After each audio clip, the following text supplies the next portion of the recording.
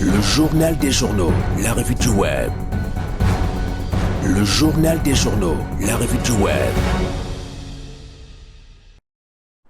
C'est la revue du web, les informations pilules sur la toile et Marie-Aimée Batoumou s'est livrée à cœur joie à l'exercice de collecte pour vous, chers auditeurs et téléspectateurs. Bonjour et bienvenue Marie-Aimée. Bonjour Marie-Claire. Alors, quelles sont les nouvelles de ce matin? Condamnation, accident mortel, bassesse humaine, vol d'ossements humains, l'heure est à la prière. Alors, dis-nous-en un peu plus. Bonjour à toutes et à tous et merci d'avoir choisi Vérité TV Sources Radio pour être au parfum de l'information. La revue web de ce 5 août 2025 s'ouvre avec le site 237online.com qui titre « Un sous-préfet condamné à 10 ans de prison ». L'affaire enrôlée lydienne tabac cette jeune femme de 23 ans qui avait été tuée par balle dans la nuit du 24 au 25 juillet 2020 au domicile du sous-préfet à Kribi a connu son épilogue judiciaire.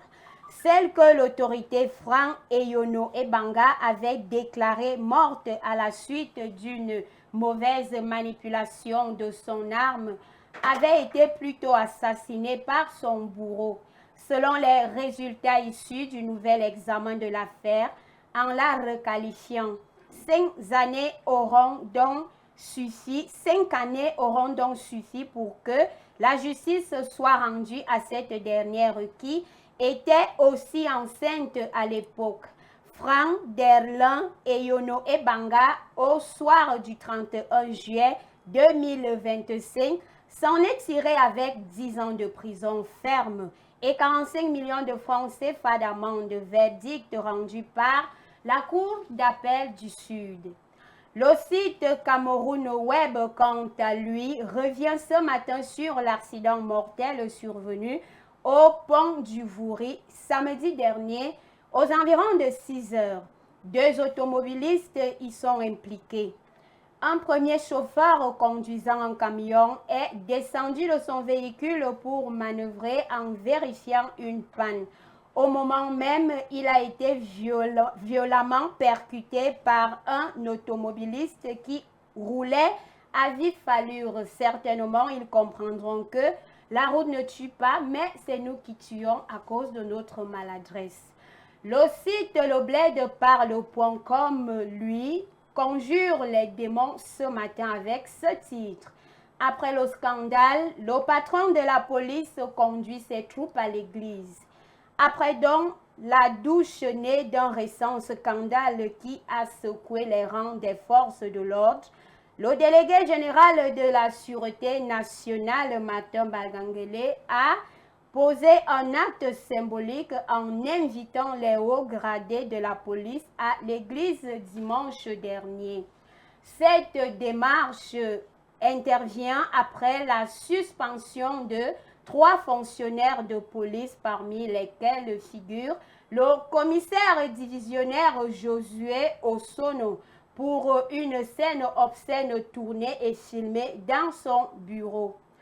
S'adressant donc aux officiers présents, le patron de la police les a exhortés à rester concentrés sur leur mission de protection des citoyens, tout en évitant des comportements susceptibles de fragiliser la stabilité du pays.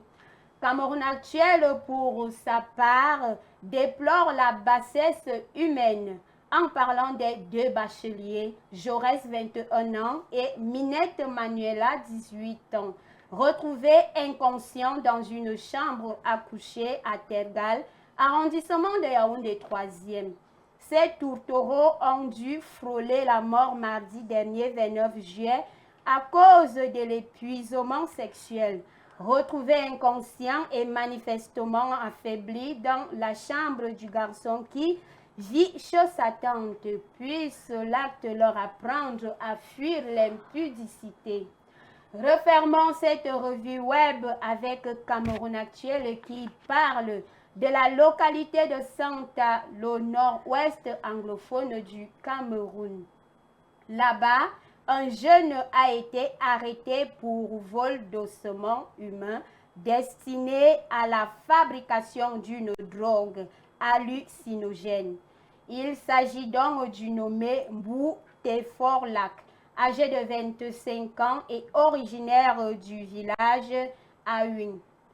Il a été appréhendé jeudi dernier, 31 juillet 2025, lors d'une opération secrète de la police sur un site de sépulture suspect.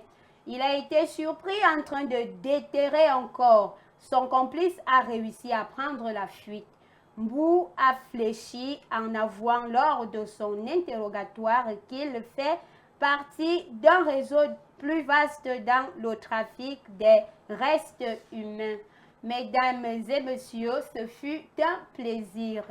Une nouvelle semaine, de nouveaux défis, plus de prudence.